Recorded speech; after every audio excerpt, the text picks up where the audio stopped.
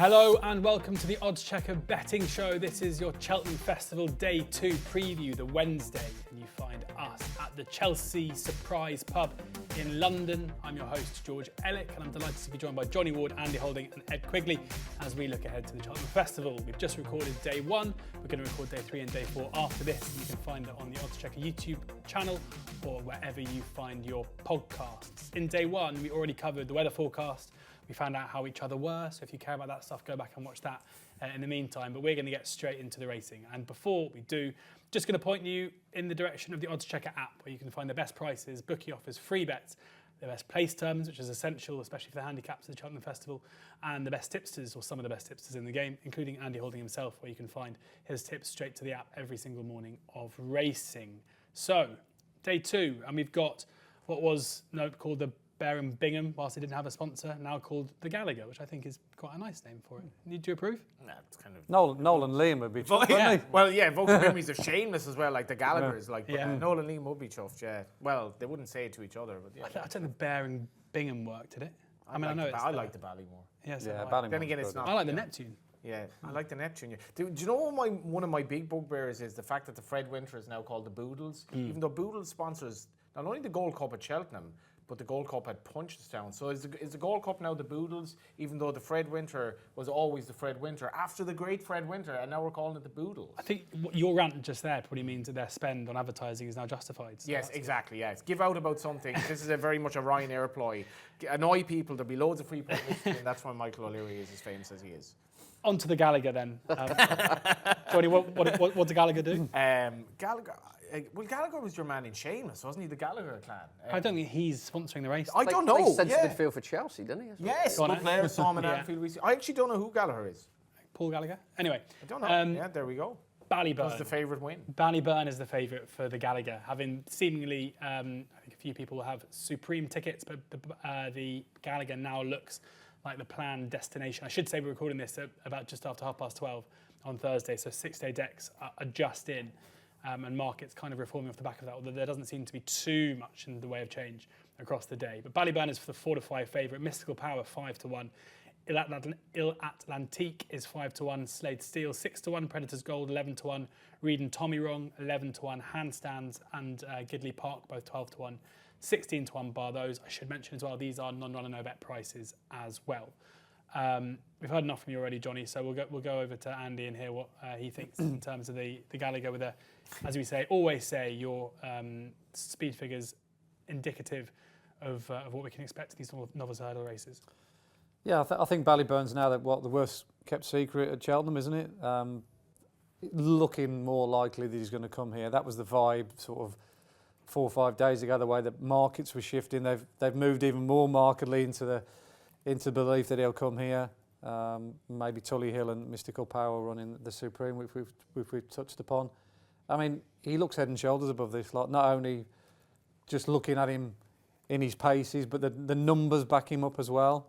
And if there was a doubt, like there is about Lossiemouth and Dino Blue, about the trip, there isn't with this fella. He's already proven that he handles a reasonably well run 2.5 miles at a stiff track. The way he got to the line last time out against some good 2-milers, he's just the real deal. I actually think the 4-5 on offer with some firms at the moment he won't get anywhere near that on the day. I think this will cut up as well quite abruptly. Yeah. Doesn't look like there's going to be a big field against him, particularly when connections see the vibe of what's happening. Willie Mullins had this morning 17 in this race. Yeah, and I bet you a penny he'd probably only run 3 or 4.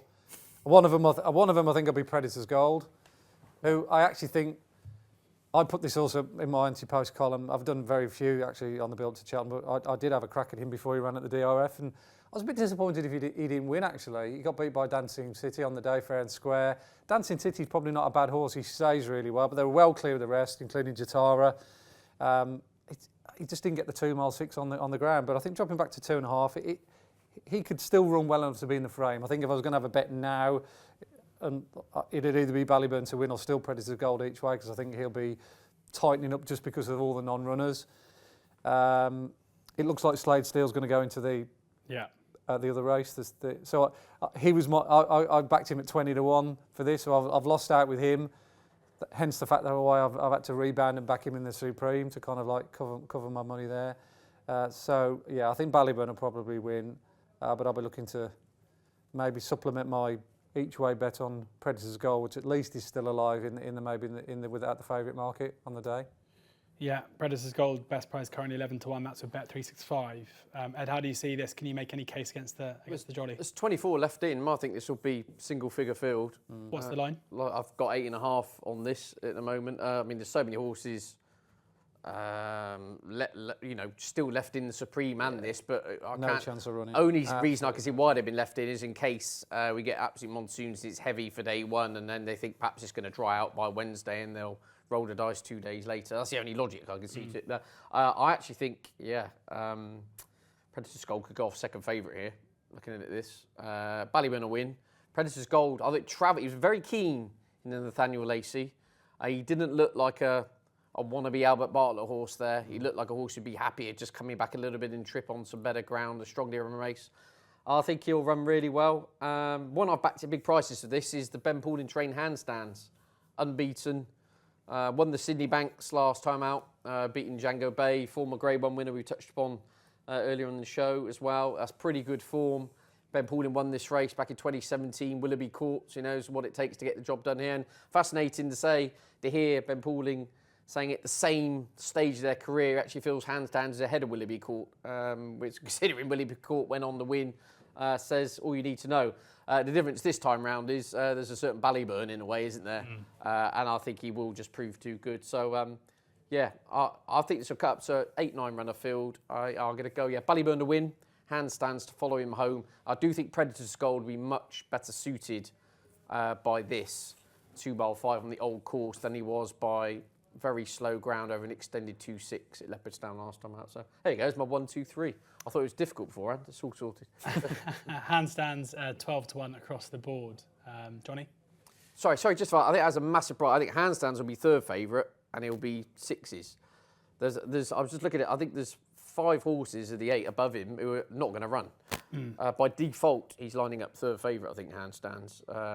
He won't be out the 3. I'd be disappointed if he was. Sorry. Interesting. So, I mean, just looking at the exchange market, which obviously gives some insight into who runs, in Atlantique is still, there's money queuing at kind of 8.4, 9.6, 9.8, which suggests. Going to run well, I think he's my danger to the favourite, but the favourite is just certain Sir Gerhard won this race. This horse, Sir Gerhard kind of almost was ridden a little bit that day to get the trip. This horse is so straightforward. It shouldn't be an issue to him. And I'd have Atlantique to chase him home. I like this horse. I think there's a lot more to come from him physically. Would you be backing Atlantique at 5 to 1 each way? No, to be honest, I wouldn't be confident enough. You're weighing up the win part. Will he beat the favourite? The even money on the place. I think there's more downside than upside. I'd want a bit bigger than that. I don't really like backing. You shouldn't really back too many bets each way with a mad odds on favourite either for obvious reasons. But Atlantique is going to be a bit like Ed now at the end of the festival. I'd be looking for a price for him to win a chase next season. I think he's a monster of a horse with defence. On to the Brown Advisory, the second race on the card. But Fact to File is the 10 to 11 favourite. That's with BetMGM and Bet UK 5 to 6 and 4 to 5 elsewhere. Stay Away Faye 3 to 1. Monty's Star 11 to 2. Great Dawning also 11 to 2. Broadway Boy 11 to 1. American Mike 12 to 1. MC Garden 16 to 1. I mean, this is. There aren't that many left in, and it still feels like it's going to cut up a lot by the time we get to Wednesday afternoon, Johnny. It's a fascinating race. Like, if you're a Fact to File fan, you're taking on Zana here after he was beaten by American Mike, and you're happy to send him off 4 to 6, taking on Zana here. It was a good horse and subsequently beat Aspire Tower. You obviously have a lot of faith in him. The last day at Leopardstown, Andy might furnish with some details. I don't know what he achieved. He's a gorgeous horse. Can't be backing him at 4 to 5 though. I just don't know how good he is in a race that.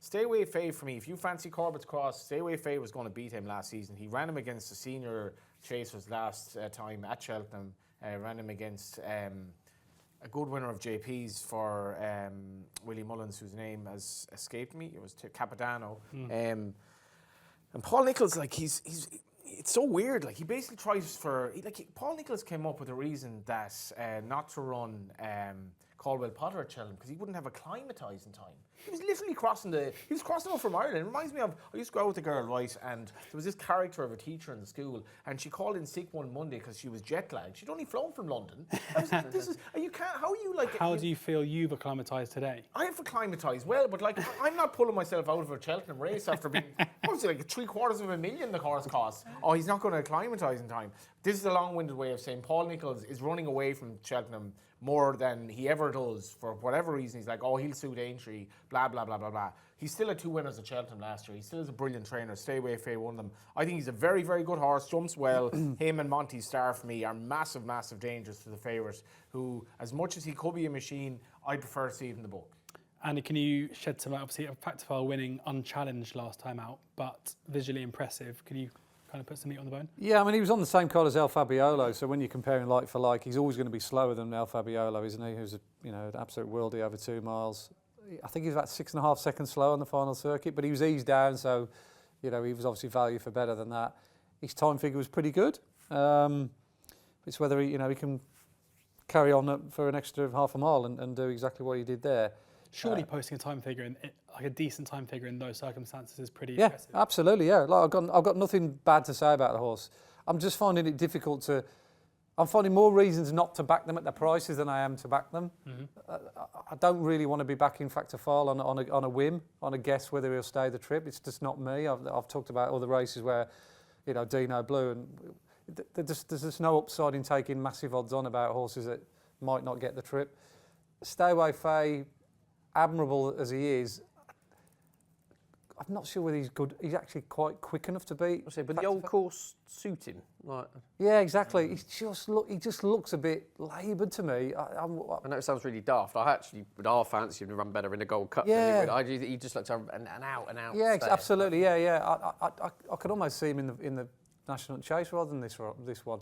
But using him as a guide, and this is why I'm going to come to the bet, particularly at this moment in time. So this bet wouldn't be feasible perhaps on Monday or Tuesday if you're looking at this preview, but if you cop hold of it over the weekend, then we think. What's your line? What's your line on this one? The spread on how many runners? I've got 10, but it's we should say can I have my first bet on under? Gordon Elliott's. Yeah, I would have thought Gordon Elliott's horse surely. is. I originally did that. Yeah. 7, 6. It's going to be about it's going to be 7, I think. Looking at 7. It, yeah. Perfect. So. What I'm saying, getting onto is that Gordon Elliott's horse has been supplemented. Sorry, American Mike. American Mike. Yeah. Okay. Yeah, which is interesting. Yeah, absolutely. But I think there'll be 7 runners. So 3 places are on offer with quite a few firms, and the one horse I like is Sandor Clegane. Now, I think he was the most unluckiest loser of the entire festival last year in the Albert Bartlett. If you go back and actually watch that race from start to finish, he got absolutely wiped out at the top of the hill when some horse almost ran off the track. He got pushed out wide, he came back in, he was last going past the stands. He was 15, 20 lengths behind Stay Away Faye. How he's finished second, it was a miracle. And beating a length. He was beating the length, but his sort of like career hasn't obviously gone the way of Stay Away Faye at the moment over fences, but I don't think he's done a huge right wrong. They ran him over 2 miles the first day against Imagine on good ground. He was never going to keep up with that.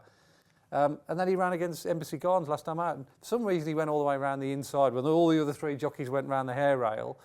So I don't know what they were thinking there, but he still ran well. He still beat 2 good horses who finished 3rd and 4th behind him respectively. I think he's the legs haven't dropped off him. He's got to be the same horse as Stay Away Faye based on the hurdle form, if not better. And yeah, he's 4 times the price, or 3 times the price. So it's 14, 16 to 1 for Sandor Clegane, 3 places at this moment in time as we speak. I think he's a reasonable play. I was wondering what the tongue tie was about the last day. Why was there anything to that, or maybe there wasn't? Possibly.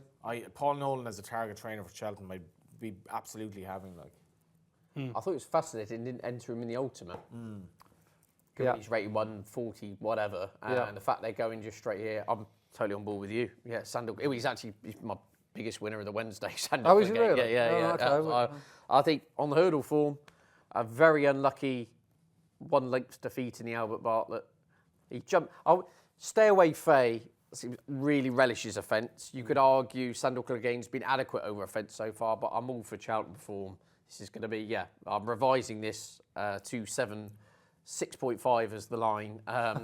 He will, I think he'll run a massive race. I totally agree with you. Return to Cheltenham will suit. And you say Paul Nolan likes to get, he dismisses the tag of shrewdy, but I'd say he's quite shrewd. I think, yeah, I'm a massive each way player, Sandor Clegane, in a race where Factor File is soaking up a huge chunk of the market on the basis of beating one horse you pulled up. So there we go. Yeah, 20 to 1 is the best price, but that's only a quarter of the 2 places with Hills. I think you probably will be taking 3 places here if you can. And therefore, BetMGM or BetUK that are both 18 to 1. You're getting 16 to 1 with most other firms. About Sandor Clegane, the pick there for both Andy and for Ed. On to the Coral Cup. Samagest is the 5 to 1 favourite ahead of Langadan at 7 to 1. Dolly the Great, 10 to 1. Built by Ballymore, 10 to 1. Lucky Place, 14 to 1. Mai Tai, 14 to 1. 18 to 1 bar. Stick with you, Ed, for the Coral Cup. Yeah, on the assumption the ground's all right by the Wednesday, I'll repeat we spoke about on if the ground got quite deep, I think Springwell Bay coming back to the Coral Cup trip would really suit him. He was devastating there back at the November meeting, but on the assumption he's going to the per temps, Mai Tai has got to come into the equation here for the Harry Fry team. Could not jump a fence for love nor money. I mean, he's an absolute monster of a horse, 17 hands, and naturally you think, well, you've got the scope to jump a fence, let's go and do it. Could not jump a large obstacle at all. Real poor jumper. So they've scrapped the chasing idea, and he's back over hurdles here. And on last year's Cheltenham Festival, again, it's a similar bit of the Sandor Clegane's on what's gone under the bridge since hasn't been spectacular. But if you go back a year ago, he was placed in the Martin Pipe off 145, again, where he met a bit of trouble in running. I think if Lorcan Murta had his time again, he probably would have pushed the button earlier. And he was staying on really nicely up the hill behind Irocco. Of course, that's gone on to look at a pretty smart form, hasn't it? And Harry Fry's got him in here £3 lower this time round. So I say he was placed at the festival a year ago. He's £3 lower. I think the old course will suit better. I think he's a real lively player here. Clearly likes Cheltenham, 2.5 miles his bag, end-to-end gallop. And I said, I don't think they'll overcook the waiting tactics to the manner in which they did. I imagine Lorcan Murta was right into instruction, but you often then become hostage to fortune, don't you? Yeah. And this is going to be a very similar field dynamic to the Martin Pipe, 24 runners. I think he'll be ridden a little bit more prominently. If he could stay 2.5 on the new course, he can stay 2.5 on the old course, and he's got some 2-mile boot to go with it. So yeah, I think Mai Tai rock solid each way. I'll be playing up all the each way concessions and the extra places. I've backed him ante-post win only, and then I will Dutch in again on the day. And whereas I'll be annoyed if he's out the top 6. If he can't finish in the top quarter of the field, I'd be surprised. 5 places is what you're getting at the moment, but that will change as we head towards Wednesday. 14 to 1 across the board for Mai Tai there. Andy?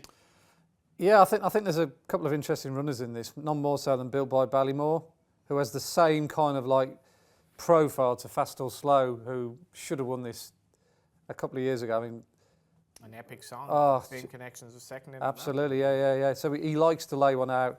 The ride he got last time out was quite extraordinary by JJ7. You couldn't work out what was going on. Is he dropping out? Is he? What's he doing? He almost looks as though he's going to pull the horse up at one stage, and all of a sudden he snaps back on the bridle, turning for home, and he could hardly hold it.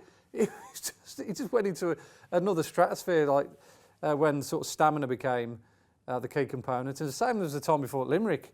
They went a good gallop that day. I backed one in the race, and then all of a sudden this Built by Ballymore's come up from nowhere, and you think, Jesus, what the hell is this? He's a very, very strong stayer at the trip, and the softer the ground, the more that'll play into his strengths. Whether he's totally ground related, I don't know, but he just seems like a soft or a heavy ground horse the way I look at him. He's a big unit. The sponsors have clearly aimed him at this race. They've done it before with a couple of near misses. So I'll be surprised if he doesn't run well. I was kind of coming around to the thinking that Ballyadam will run quite well because he's done so in the last 3 festivals. Second in a Supreme to Appreciate It, 4th to State Man in a county, 5th to Favre in a county. He's a big time Charlie when it comes to Cheltenham, but exposed, but always runs well at Cheltenham. But he's got the 2 non-run. He's got top weight, which is a little bit off-putting, but he's a definite runner as well, according to Richard Thompson and Cheveley Park this morning. Fair enough. But he's a class act, and class acts tend to run well in the Coral Cup nowadays. Bartlett Adam 20 to 1. That's with Hills and 888 Sport.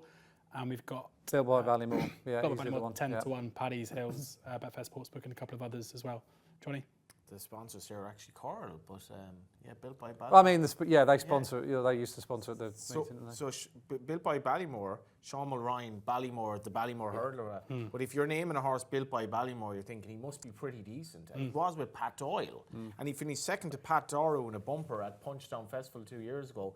So that was topical form, and that was on yielding to soft, which is my one encouraging thing, because Martin Brassel says after last day, he really, really relishes this ground. He's getting in of 139. Like, he's really, really low in terms of what his upside. I fancied an epic song in the race last year, done by Langer Dan on the line. And JJ Slevin was done twice. One was by Corey Ramler, and when he was riding fast or slow in a handicap. Martin Brassel is a genius of a trainer. And I know that is overused, and I'm probably overusing it here, but he's a master at his craft.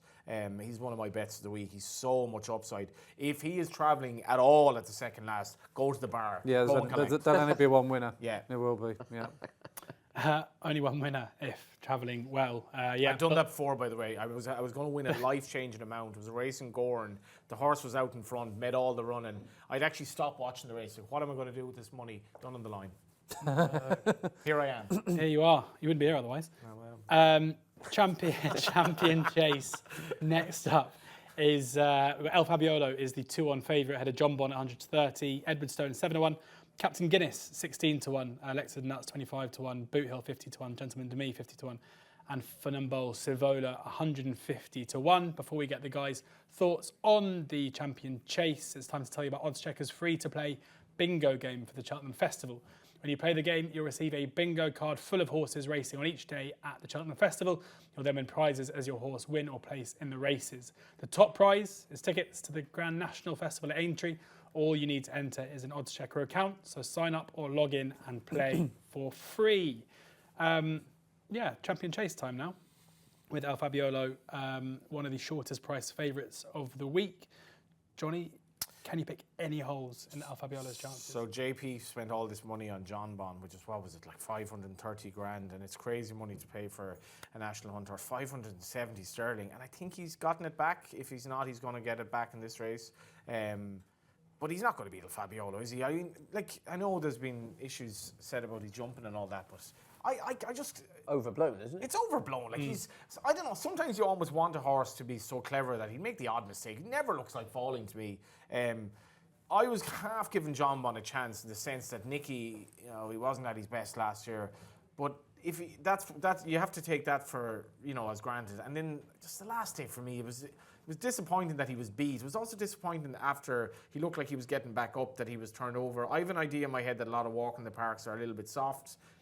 If he's in a battle, I'm not exactly sure he's going to go through that. He's obviously a brother to the brilliant but fragile Duvan. And Fabiolo, for me, just put him in your double with a stake man, which at the moment is paying out. Fabiolo stake man double, Andy? Couldn't argue with that. I think 1 to 2 standout price in the village, that'll tighten up considerably, because the main threat to him is obviously John Bon, his old rival. He's got so much to find that it's hard to see him turn the form back. But more to the point, John Bon's just become a little bit of a worrier, hasn't he? Look, I was there for trials day and he got really, really sweaty before, and I know he's done that before, so that's a trait of his.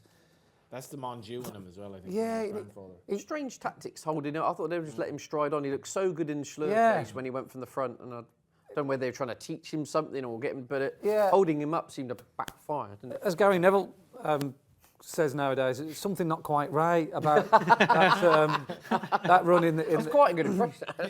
About that run last time. Yeah. Has he actually run him too much? And I never thought I'd say this because I've given out about Constitution Hill all year, but he ran him in desperate ground at Sandown. Then he ran him back the last day, obviously changed tactics with him, he got warm. Well, he just looks as though he's worried about Cheltenham for some reason. Because he got sweaty, he got fretty, he was jig-joggy down to the start. He headbutted the third, and then everything else went to pieces. He was jumping to his left. He almost got rid of Nico at the top. He was like a ticking time bomb, wasn't he, on the way round? And then the worst thing that could have possibly happened to him happened. He was an odds-on favourite, and Nico's thinking, well, I've got to try and ride an odds-on favourite to win on a showpiece day where everyone's expecting me to win. He ended up then having an absolute mother and father of a hard race. They were walking up the running. The time figure was absolutely diabolical. think it was James Bone wasn't on that day. And now he's got to go. Yeah, he's now got. Sorry, yeah, it was James Bone. Now he's got to go back to Cheltenham again, a place where he's got some horrific memories. How are tactics going to work here? Because I imagine the rejuvenated Edwardstone's going to go forward. Yeah. Is John Bond going to go back to the Schlur where I say, go off like Patash, come and catch me? Gentleman de Mee's been left in here. I think it's fascinating. I don't think he's a million to get involved in this conversation, given he's a bit of a spring horse and his jumping went to pieces early last time out. He likes to go forward. This is a bit of a pace burn-up, isn't it? Well, it's perfect for Townend, isn't it? Whatever happens, if they ride... I'm just trying to work out I'm Al Fabiola all the way. I'm trying to work out who follows him home on a bit like the State Man kind of tactics. Who's riding for second and who's going to... Well, we've got a without market as well. Quarter to 2 though, so you're only getting 2 places with each way angle. But John Bond is 10 to 11, Edwardstone 9 to 4, Captain Guinness 6 to 1, Elixir de Nuts 14 to 1, Gentleman de Me 20 to 1, Boot Hill 25 to 1, Fernamble Savoy. Non-runner, no bet, Gentleman de Me each way without the fav. 20 to 1, Paddy Power. There we go. Yeah, I'll take that. You're hoping he's ridden in an optimum manner, like. Well, there's so much pace going on. I mean, they're obviously going to have a chat about this, aren't they? And Edwardstone's, they're all Alan King, like, we'll decide on the morning what we do. That's nonsense. He's going to go off in the front. I'd be shocked if John Bond's held up with the ambulance again, or at least ridden with restraint. When he bolted up in that Schlur chase, Harry Scout had got off. His face was, as white as the fireplace behind us. Said he was on Nube Negra. He was not a slouch. He said he'd never been in a 2-mile chase since he had his jockey's licence, where they'd gone that quick. He said that literally John Bond was just from the front. They could not lay up with him. And then these kind of restraining tactics seem to confuse the horse totally last time out. So I think it's just everything seems to want to go forward here.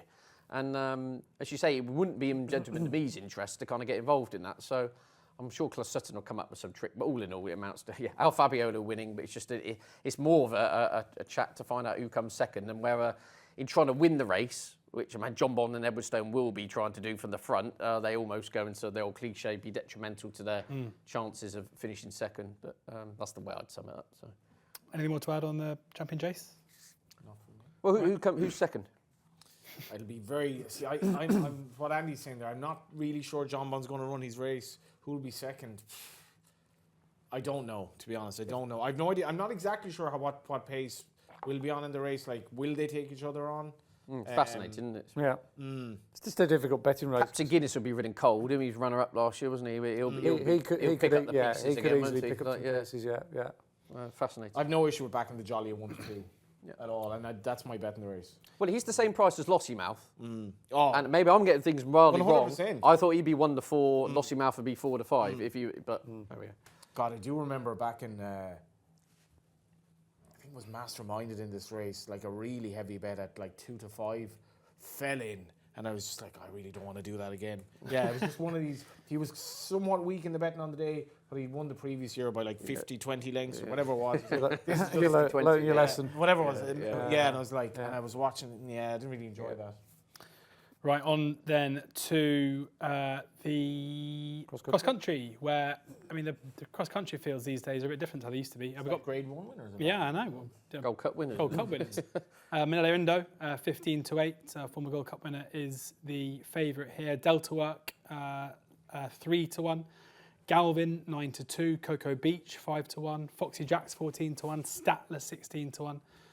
Escaria 10, 40 to 1, and bigger the rest of those as well. I put it to the tip because not everyone's cup of tea, the cross country. Anyone got a strong view? I don't have a strong view. It's a very good race, though, to be fair. I quite like Foxy Jacks if he rocks up at the price. He was brilliant here at the November meeting. Off a good weight that day as well. And he's in really, really nice form at the moment, by all accounts, at home. The problem is just the quality of the race, lads. Yeah. This is like gangland territory in the Bronx, isn't it? If you're Henry de Brumhead, you do not go into their patch. And the patch for this race is definitely Gordon Elliott. Yeah. You just don't mess with Elliott in this race. He'll chew you and spit you out. And will he briefly flirt with this discipline and then he goes, yeah, exactly, yeah. So everyone's like cotton on to Manila Indo, perfectly respectable run off top weight in that handicap the other day. I'd have my reservations about him truly getting home if the ground is going to be heavy and that inside track is going to be like a bog. Is on the cross-country course at the time of recording. It's not going to be nice. It's not going to be nice. And I think as Mouse Morris said, it's probably the first time ever it's worse than the general track. Exactly. Yeah. So I'd just have my reservations about Manila Indo at the current price, 7 to 4. I think it's a bit of a stinker. look, there's nothing wrong with Delta work. You know, he's won it the last 2 years. Elliot's a genius at this race. He prepares him especially. He ran him over hurdles last time out. He's going to have his ground. He's going to have his ground, and he's 3-1. I could argue that he ought to be favourite, really, to retain his crown. 3-1. That's with Paddy Power, Betfair Sportsbook, Bet Victor, and Coral. Ed? I'm with Manila Indo, just given that I think he is the class act in the field. I think he'd probably do worse than dovetail the top 2 in the market versus the field. You know, I think you've got all bases covered there.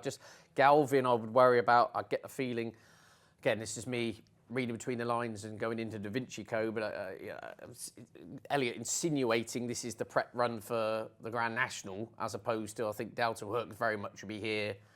This will be his day, if that makes sense. Cocoa Beach, interesting. And the others, couldn't have Statler. He looks like the old fires. Oh. The fires have gone out. He just didn't take to it last time, did he? And the rest, I No. don't think are good enough, to be honest. So I actually think when you as I say, you start sorting the wood from the trees, there's only really 3 or 4 players here, of which the top 2, I think, perfectly fair. Yeah, I'm with Manila Indo. I just think he's the class act. I would just like to see the ground dry out a little bit, but say Gold Cup winner, Albert Bartlett winner, comes alive here. This will be a good match, him against Delta Work. There'll be some fascinating cat and mouse tactics as well, and very much looking forward to it. Yeah, Manila Indo 15-8. Which I don't think I've ever said about the cross-country race, but I am very much looking forward to the cross-country, and I'm very much looking forward to the Mares Novice. Those 2 Mares races, Phenomenal. The three races. He's not listening. He's not listening. I was like, you lost me at Mary. He's looking at the decks at Dundalk here. They divided the 0 to 60. 2 more races to get through on Wednesday's card. Starts with the Grand Annual. My Mate Mozzie is a 7-1 favourite ahead of St. Roy at 8-1. Madara 10-1. Harper's Brook and Liberty Hunter both 10-1. Path de Rue 12-1. Safura 12-1. 14-1 bar those. Andy, Grand Annual. Yeah, and the front 2 in the market, we might not see My Mate Mozzie here. Yeah. He might go in the Arkle. If St. Roy wins this, then I'm like, what on earth is going on? He looked as though he just hated life last time out. He just didn't face it at all. Halfway down the back straight, he was jumping right. He just wanted to bail out. Everyone's looking at him thinking, oh yeah, this is a handicap plot. But if the mind's not there, it doesn't matter what mark you get. Because Gavin Cromwell's probably looking at shifting My Mate Mozzie, I think he's got a bit of a pathway to this race with Path Doro, who should have won, or probably would have won, at the Christmas meeting at Leopardstown, had the eventual winner not jumped across his path. Even though Keith Donoghue rather blamed himself, strangely enough, for that. But Well, he was going for an ambitious run. It was half there or not. It wasn't quite in Patrick Mullins, Danny Mullins' territory. But either way, I think he would have won that day. And he's had 2 spins subsequently. He's running against Hunter's Yarn. So yeah, the Arkle will give a collateral form boost to this, won't it? Yeah, so, yeah. And I actually think he jumped a lot better back at the DRF last time out. still not. He's not amazing No. at his fences, But He gets from A to B. he winged a couple down the back, like the ones who. when he got a stride, like. God, he really let fire. He was good at the final ditch as well when he needed it. So I definitely think he's warming to it. But all in all, I think, Cromwell's got this in off. It's interesting he's left My Mate Mozzie in. Yeah. And I'm wondering whether they're just maybe looking at the ground and for the opening day. And I mean, My Mate Mozzie had a right old chance this one. I suppose he might be a little bit of a hostage to fortune again if he's got to be ridden cold throughout a big field. But I think a lot of people are persuading Cromwell to perhaps have a little bit more of a look at the Arkle. Now it's a bit more wide open, and I think he's coming to that way of thinking. But he has got a very able substitute here, where if he splits them apart, he's got 2 chances of having a winner. The other one who's mentioned is Harper's Brook as well. He's all right on monkeys. I mean, he's pulled himself up a few times and snatched defeat from the jaws of victory. But Ascot was chaos, wasn't it? Oh, nightmare. But he was good last time out when they dropped him back in trip. That's been the sort of key to him, dropping him back to 2 miles. And Ben Paulins won this race with, what was the horse he won it with a couple of years ago? You've got me there. 25 to 1 shot. Global Citizen. Global Citizen. Oh, yeah. So Same owners. same owners, yeah. He's got a bit of previous. So yeah, those would be my 2. I've backed Path Doro already, ante-post, but I'd probably, just for the fun element of it, watching Harper's Brook trade at 101 in running would be fun. I'm surprised Pat Doro is actually that price, because he is. 12 to 1, I should Yeah, say. it's 12-20. He's 6 pounds higher than the Leopardstown run, which is fine. I followed this horse a lot. I think he was sent off I backed him in the Royal Bond when he completely blew out as a novice hurdler, but he was sent off that day like 9-2 against Marine Nationale. They thought so much of him. You'd have thought he would have been more of a natural at his fences, but he's getting there. Gavin was really happy with him going into Leopardstown. I will say that this horse in a good place. 12-1 is fine by me. If he can get into a reasonable rhythm and get into kind of a, I suppose just at his fences, get into a good stride at his fences, he'll run very well. Ed, anything bad? I would be really keen on my mate Mozzie if he lined up. Yeah. So I think they're going to make obviously it'll be Sunday, won't it? Sunday 11 a.m. or thereabouts. So I have to make the decision on it outside. So on the exchange, there's nothing queuing to back my mate Mozzie, so 25 to back, 1,000 to let. Yeah, exactly. Yeah, I just imagine it's just a ground proviso. As I said, there's this absolute storm coming in. If the rain, it goes heavy for the opening day. Yeah. That might get him a little bit nervous. They might think if the ground's going to have another 24 hours to dry. I'm guessing here, but he has been left in it. No strong views in this. Pembroke, an interesting horse, given I think he's a horse of raw ability. He was absolutely smashed out. He was our horse for the county hurdle last year, and he was menacing well, didn't he? Until he walked through the hurdle, coming down the back 2 out, and that put pay to him. It's been a stop-start chasing career, but I'm not convinced he's a 2.5 miler. They've tried it, and he actually jumped really well from the front under attacking tactics last time out at Kempton before fading inside the closing stages. I think strongly run 2 miles, being ridden positively from the front would really suit him. He wasn't even mentioned in Dan Skelton's stable tour, so I'd take that for what it's worth. That might be a positive. But he's been left in here today. All in all, a lot of question marks about this race. I'm probably going to wait until much clearer nearer at the time. There's a great Racing Post note on Pembroke's win at Aintree unchallenged when it was in a 4-runner race and the other 3 finished pulled up, where it says legless. Finished tired and alone. Yeah, tired and alone. Which is like how I often feel. I've used that gag before. It's like at least he won. Pembroke 25-1 with 365 Paddy Power and a few others as well. My mate Mozzie 7-1 with most firms. Harpersbrook 10-1 with Coral, but Sea of Blue as short as 7s elsewhere and Path Through 12-1. 365 and a couple of other firms. Final race on Wednesday's preview is the Champion Bumper. Andy, will come to you first because again, this is where figures come in very handy because all of these have clearly been very impressive in terms of their racecourse form. That's why they're showing up here. But Jasmine DeVoe and Jalon Duderi are the 2 6-1 joint favourites with the Yellow Clay and Romeo Coolio in 8-1. You ought to know 9-1. Tishan 10-1. Argento Boy 14-1. 16-1 bar those.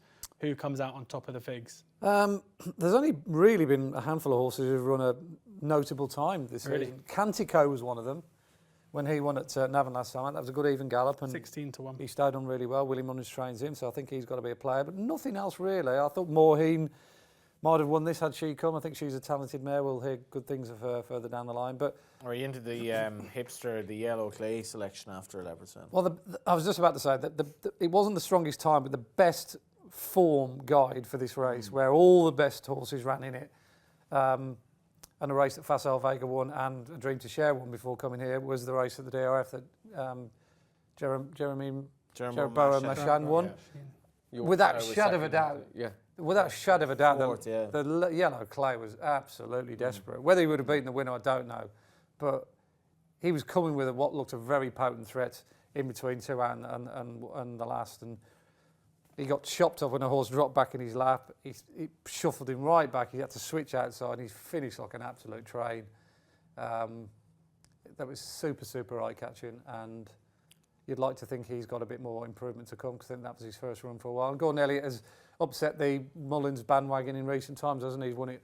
Envoy Allen and was it Fornar? Was it Fornar? Fornaya? Fiona, yeah. That's the one, yeah.